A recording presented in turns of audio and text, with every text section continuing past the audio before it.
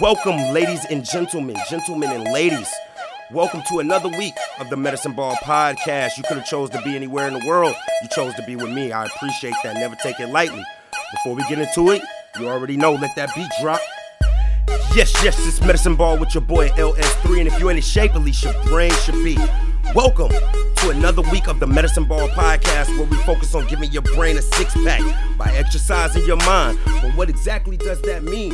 Exercising your mind means actively thinking and dealing with all situations by first seeking to do anything other than what you are normally programmed and or comfortable in doing. Now, if you're not someone who purposely looks for alternatives as opposed to react in ways that require little to no effort, because let's be honest, that's easier, this will first require that you start practicing the idea of looking at things from an unbiased point of view, which in itself will increase your curiosity in life.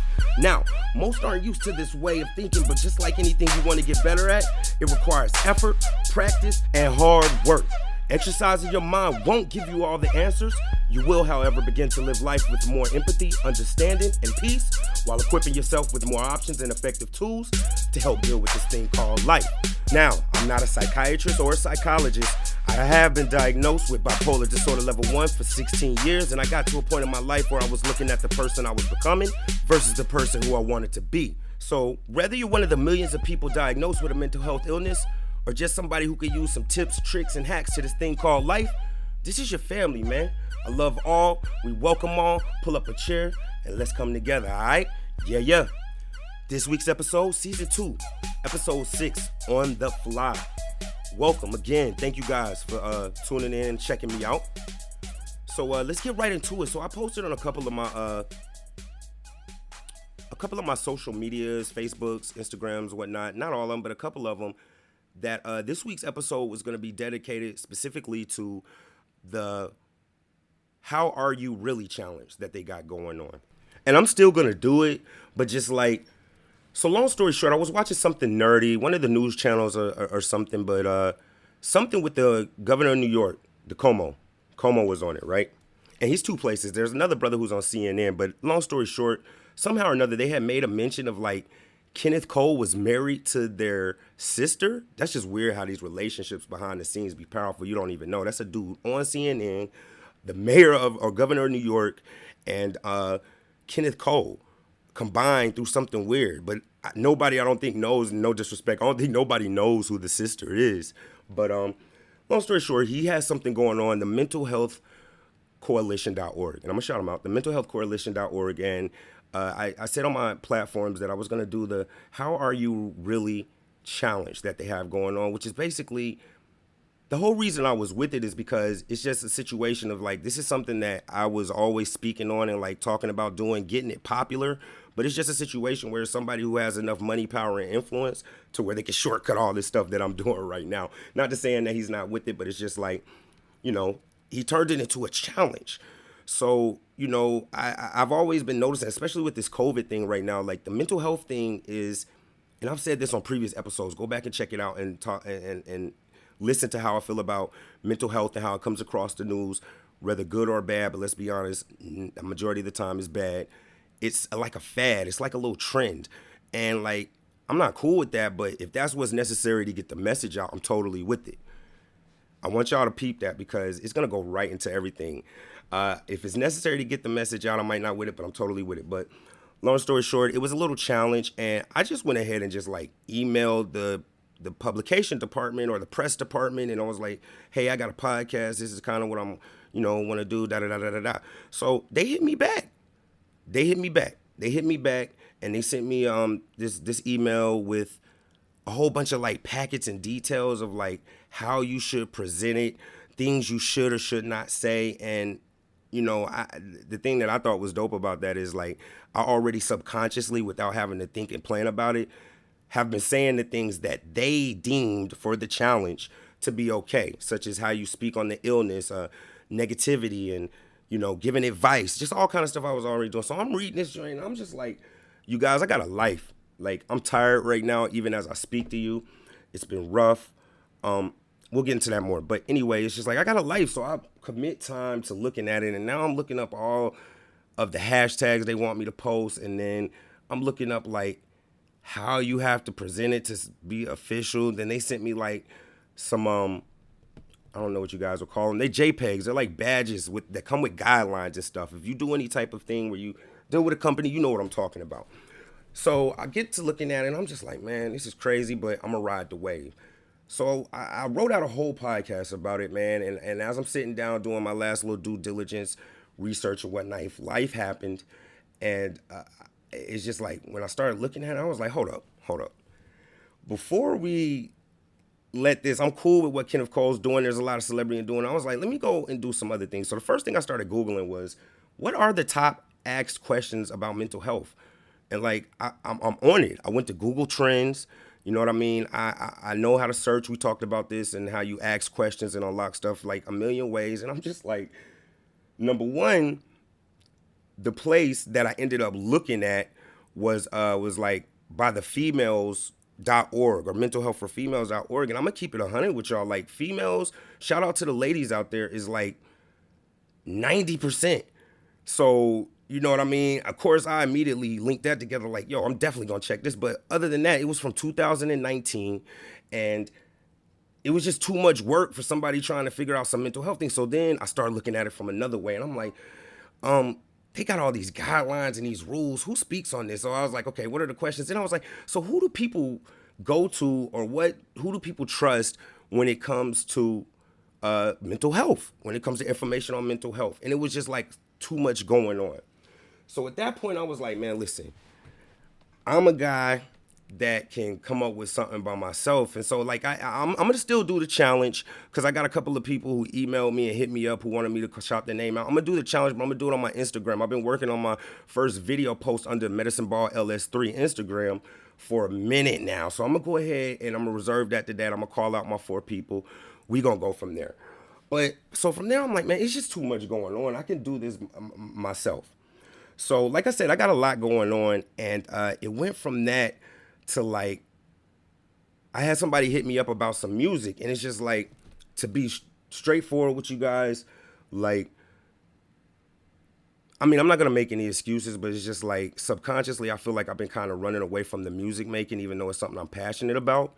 And I had a talk with my father about it, and we get into this another episode, but long story, like recently he's just now telling me like, yo, I only told you not to mess with the music, or I didn't take it serious, or that it wasn't a hobby, to motivate you.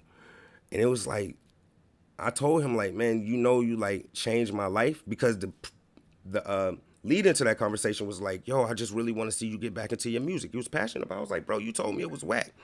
Whatever. I digress.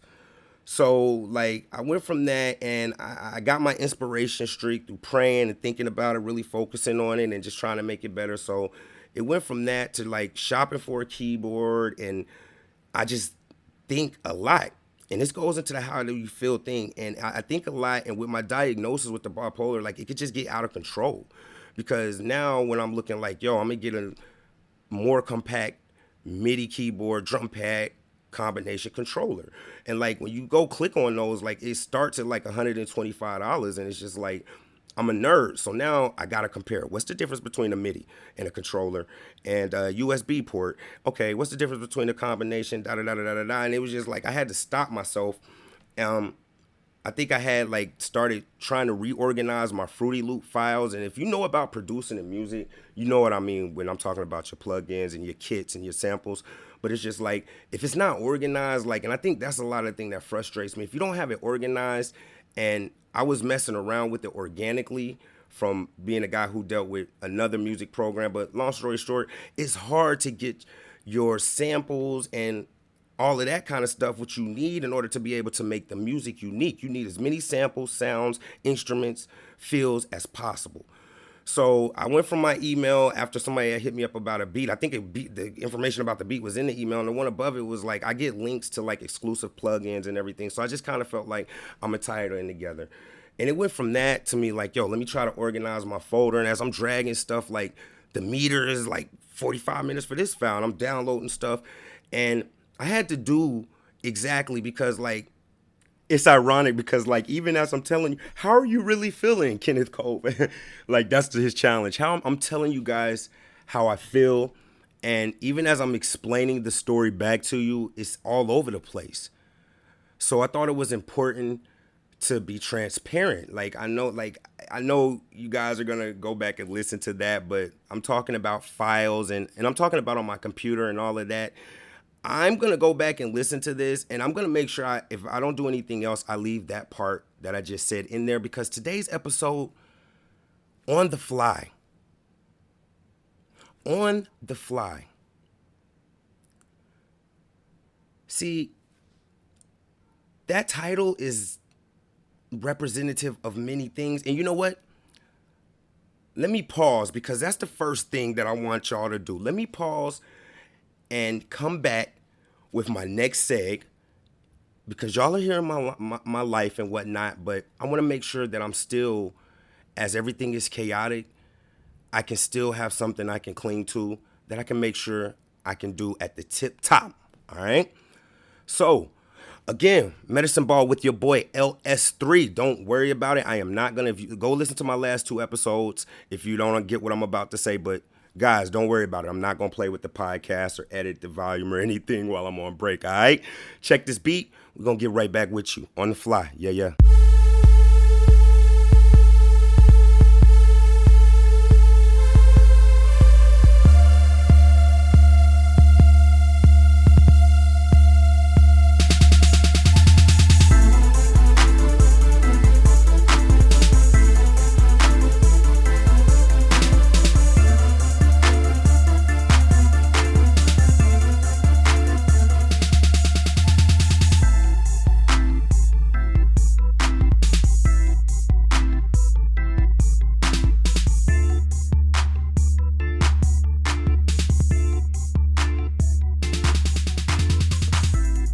Welcome back. Medicine Ball with your boy LS3.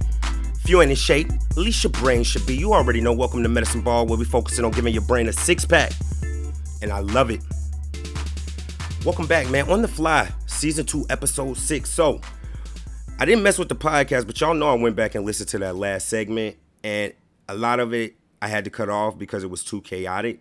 So, I'm at least keep it real with y'all because I want to talk about transparency, and especially with it being Mental Health Month. The part where it sounds like I slowed down at the end of that last one, go listen to that. And I'm not even gonna lie, 20 minutes after that, I went back and clipped and made sure that I slowed down. And like I said, going out of it, pause. So why am I saying pause? Because that's what I had to do. I had to get myself together, grasp myself. I had to literally pause the downloads. So when I was talking about the files in the previous segment, pause the downloads of these files that I was going to put into the program for making music. Because I wasn't sure yet. I was like, man, I was still kind of everywhere in my mind. I had to pause the file transfers. So I told you I was trying to organize my files for the Fruity Loop program, and copying and pasting and dragging. The time limit on those joints was popping up, and it was like 2 hours, 3. I was like, man, it's like 20 minutes through. Pause that. Because one of them I think had like 6,000 items and it was at like 2,000, but it wasn't up there. And so it was like, I wasn't ready to just quit it yet. And then I started going in on my podcast because at this point on the fly, I came up with this podcast. So I was able to jot it down. But as I started it and I spoke, because speaking to you guys, and I think I said this to somebody, or I try to say it to anyone who asks me for advice or how I feel, or if they feel I'm being too hard on them, I'm talking to myself when I talk to you guys. So I had to even do that. And I was like, man, exit, close. Are you sure you want to exit the Chrome browser, sir? Those downloads are still here to clog up your machine. Exit. Went and looked at them other files. Let me say, do I really want to exit? I'm not going to play around with the podcast. And then I was able to adapt because that's what it's about. Because I also was able to think about how can I relate this to sports? It's Medicine Ball. Because you guys know behind the scenes, I'm still cognizant of looking up podcast information, watching other people's and listening to other people's podcasts and seeing that sweet spot for time, right? So I was like, man, how can I make it all come together? And then I remembered. Last week, I was talking to you guys about baseball and what was it? It was the I know what it was. It was speed bump when life throws you a curveball. I was talking about playing a position in baseball, so I explained then, and I'm gonna quit telling y'all the recaps. Y'all can go check it out. But I was on a good team, and when I wasn't playing catcher, sometimes I would find myself in the outfield. Now, whether you have kids or a brother, niece, nephew, or you're a mom, a dad, uncle, sister, brother, we've all been at one of those little league games where whoever you are in relation to that person is out there in the outfield, and if they're younger, if it's a night game, they swatting at the flies and just looking up in the air, or looking down at their gloves, and you're like, this dude ain't paying attention in the outfield. Now, let me explain something to y'all about this, man. Medicine ball. Knowing now what I know about baseball and certain things that I'm about to explain with you guys, like, that's a lot on somebody who's like under a teenager, especially if it's competitive and you're on a good team, because a lot of things happen. You get comfortable out there. Like, I've been in games, or I remember games where, like, I might play the outfield and literally get no action the whole game. So at that point, we were using metal bats. Ding! And if you play long enough, through practice and just playing and experience, you can tell when you're in the outfield if it's worth even you reacting to. Because there's so many things that can happen, man. It could be a foul ball, ground ball, somebody else. There's so much space. So you could kind of get like lulled to sleep. You get comfortable, especially if you're winning. But oh boy, anybody who's been there, man, when you hear that bling, like, oh, joint, yo, at the bare minimum, I know that joint is in the air. That's why they call it a fly ball. That's what they would say, because there's a ground ball, which they hit, it goes on the ground. It's in the air. It's a fly ball. Bing, oh, it's in the air. Now, immediately, two things come in, day or night. If it's daytime, depending on your financial status or what age you are, whatever, do you have your glasses on? Was your hat properly positioned so that the sun could be properly deflected when that ball went into the air? Because you're pretty much looking into the sun trying to track a ball after you've been sitting out there just kind of lollygagging. Now, if the sun is there and you don't have glasses or eye black, or your hat's not there, even at that age, they started teaching us. I was on a good team, though. You can hold your glove up in front of your face, because it's always like protect your face. But it's like MLB, the Major League Baseball, has something called errors.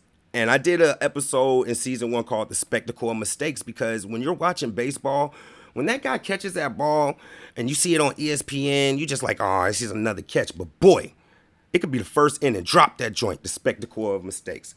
But anyway, once you put your glove up and you track the ball, that's a day game. Boom. What if it's a night game?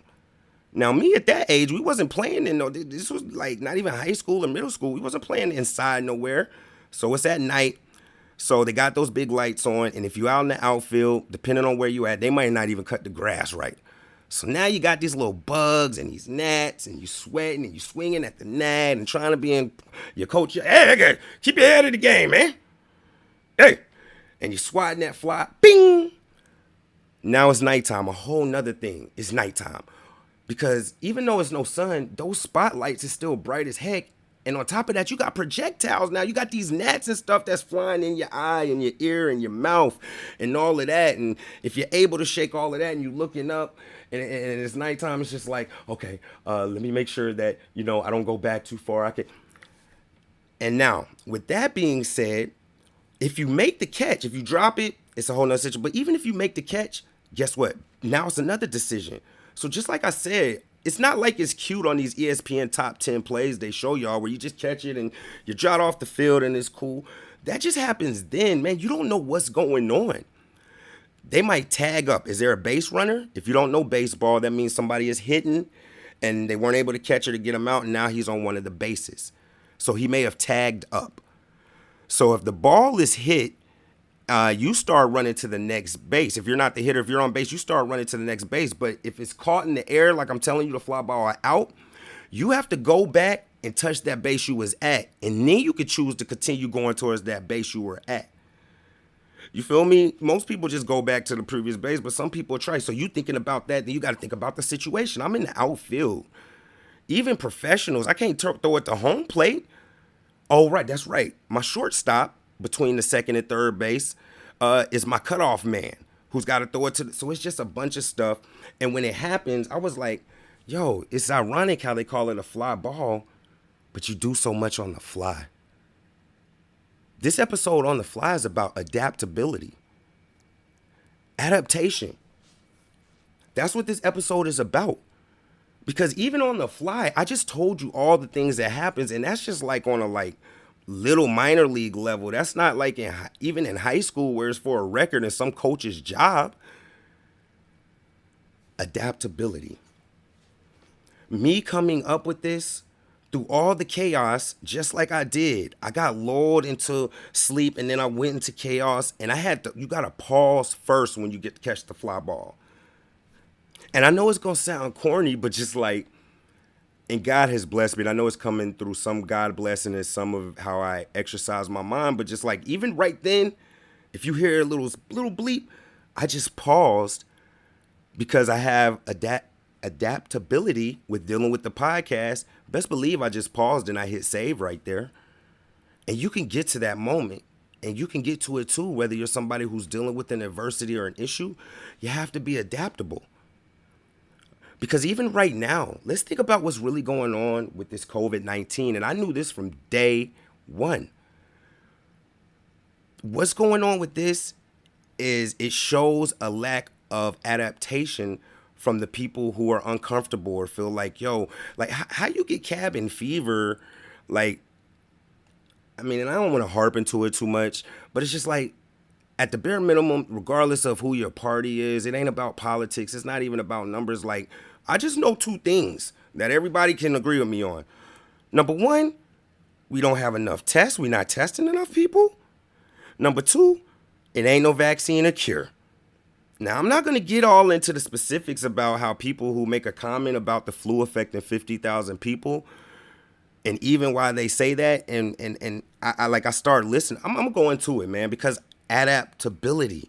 I want you to see how I've used it and trained my mind, and I think that's the thing that allows me to move on. So, like, the flu thing, even when I deal with people and conversations, I'm starting to learn as I adapt and advance Darwin's Law. We're going to hit on that in the last seg.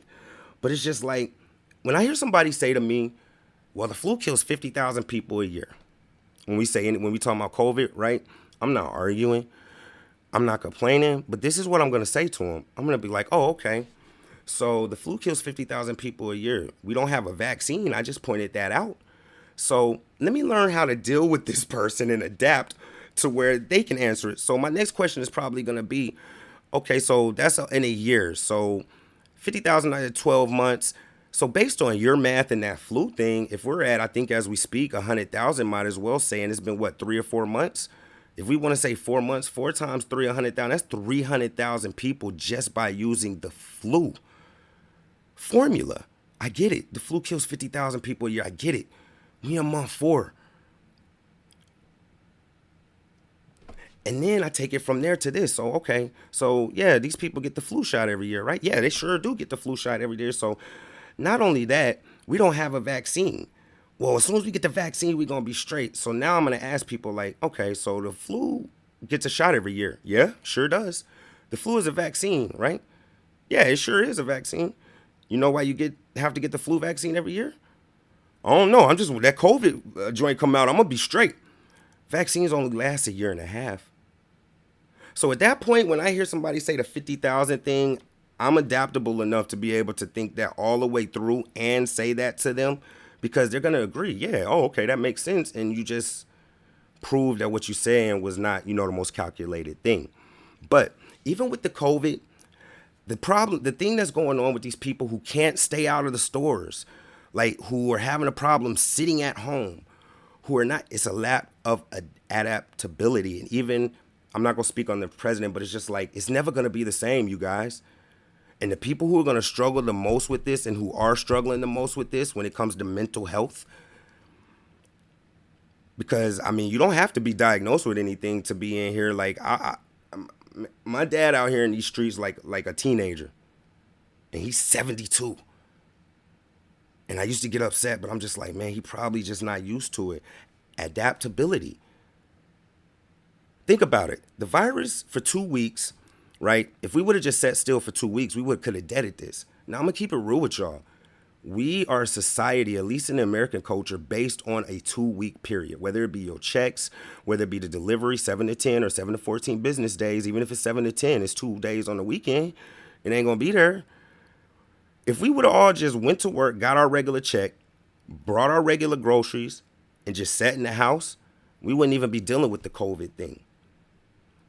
And it does bother me. I do have anxiety about it. But my anxiety is, I think, more so from the lack of understanding from other people. Like, I think, like, my brother, like, he's into shoes and design. He just had a Louis Vuitton mask. And, like, my mother might have said something to him, like, oh, that's to protect you and not yourself, which makes sense. And he gonna say, like, oh, y'all believe in what they saying on the news. And I'm just like, okay, I'm not even gonna get adaptability. So I'm more worried about what's going on because I have asthma. I told y'all that.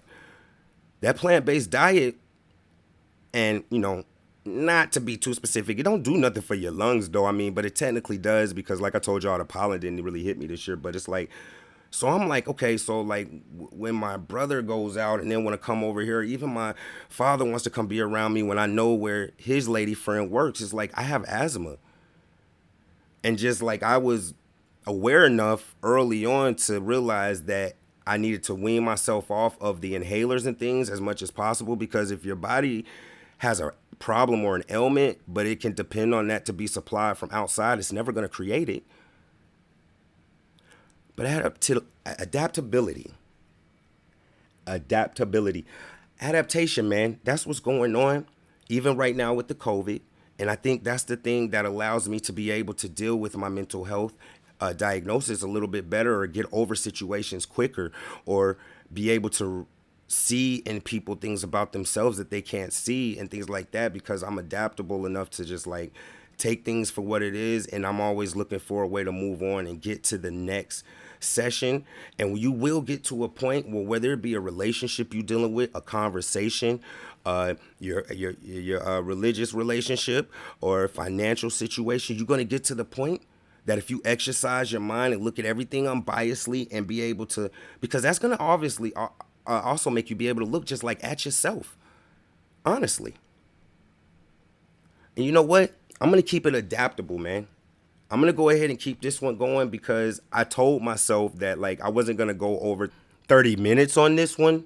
But let's see, Kobe, 24 plus 8, that's 32. I give myself 32. So I mentioned something in that first seg. I said, hey, I wasn't really with making mental health a trend. But if that's what it's going to take and that's the wave I need to ride in order to make it happen, I'm with it. And even with that, you know, you will get to a point, because it's a beautiful thing. You know, your brain will not forsake you if you're a solid person. Because I want you guys to go back if you got time, and that's why I'm going to keep it at the 32, to listen to the podcast again. And I'm telling you, so you can know, listen to how chaotic I was sounding and how I was able to switch it. And I don't take any medicine. You know, I do meditate, I do pray, I do eat right, but I practice so much that I'm able to do that in that situation. And it will not forsake you, because even with the situation of me being chaotic, and literally just something as simple as pressing pause on a file transfer for the the music, it spurred, that whole story spurred this content, which I hope is dope for you. So, you know, I'm going to keep it at that, man. I'm going to be a man of my word. It's probably going to be 34, man. But I'm going to wrap this up. And in this podcast, what I always talk about, getting double wins, triple wins when you can. I address how I felt through my voice and through today's podcast. I was able to create a podcast on the fly out of expressing how I felt and name it On the Fly.